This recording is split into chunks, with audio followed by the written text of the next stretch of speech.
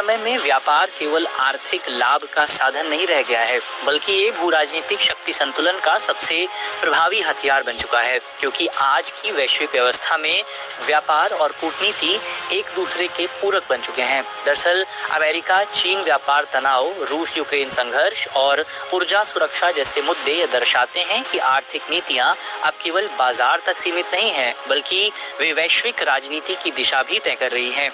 इसी पृष्ठभूमि में भारत और यूरोपीय संघ अपने संबंधों को नई ऊंचाइयों तक ले जाने और एक संभावित मुक्त व्यापार समझौते की दिशा में ठोस कदम उठा रहे हैं। ऐसे में सवाल उठता है कि क्या ये समझौता भारत और ईयू के बीच वाकई एक नया आर्थिक अध्याय लिखेगा, या फिर ये महज भू राजनीतिक रणनीति का परिणाम है, और क्या इससे भारत को दीर्घकालिक लाभ मिलेगा, या फिर ये एफटीए वैश्विक शक्ति संतुलन को प्रभावित करेगा। इन्हीं सवालों के जवाब हम इस वीडियो में जानने का प्रयास करेंगे। आइए चर्चा की शुरुआत करते हैं।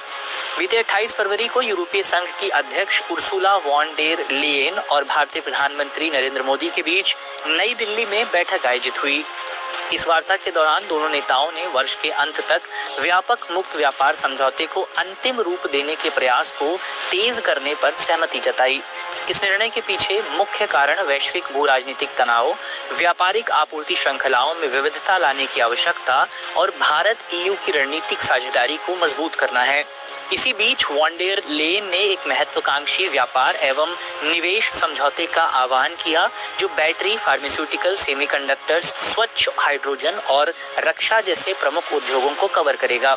बता दें कि ये वार्ता 2021 में 8 वर्षों के ठहराव के बाद फिर से शुरू हुई थी और अब निवेश संरक्षण से लेकर बौद्धिक संपदा अधिकारों तक के मुद्दों को संबोधित कर रही है, क्योंकि वर्ष 2023-24 में द्विपक्षीय व्यापार 137.5 बिलियन डॉलर तक पहुंच गया।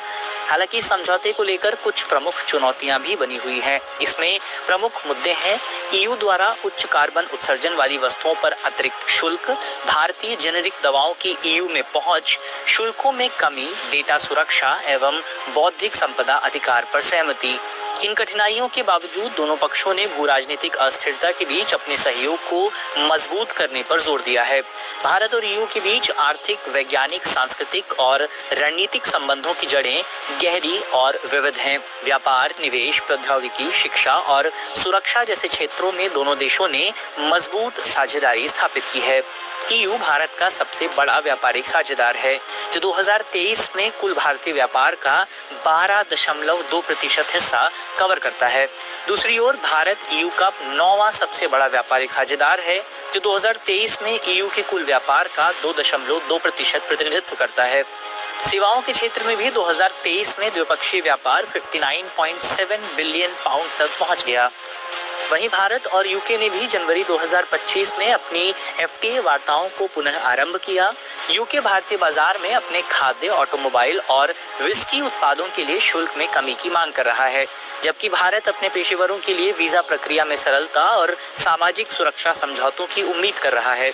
वीजा नीतियों पर असहमति के कारण वार्ताएं लगभग 1 वर्ष तक स्थगित रहीं, लेकिन अब दोनों पक्ष एक समझौते पर पहुंचने के लिए तत्पर हैं। जानकारों के अनुसार भारत ईयू मुक्त व्यापार समझौता दोनों पक्षों के लिए आर्थिक और रणनीतिक रूप से लाभकारी सिद्ध हो सकता है। ये समझौता व्यापार और निवेश के अलावा नवाचार, प्रौद्योगिकी साझेदारी और सतत विकास को भी बढ़ावा देगा। हालांकि दोनों पक्षों को संवेदनशील क्षेत्रों में संतुलन स्थापित करना होगा। इसके अतिरिक्त एफटीए के प्रभाव का आकलन करने के लिए सरकारों को विनिर्माण, पर्यावरणीय प्रभाव और रोजगार के अवसरों पर भी ध्यान देना होगा। इसके अलावा जलवायु परिवर्तन के प्रति वैश्विक प्रतिबद्धताओं के तहत भारत और ईयू को व्यापार और सतत विकास के बीच संतुलन बनाना होगा, जबकि हरित ऊर्जा, अक्षय संसाधनों और डिजिटल व्यापार के क्षेत्र में सहयोग इस संबंध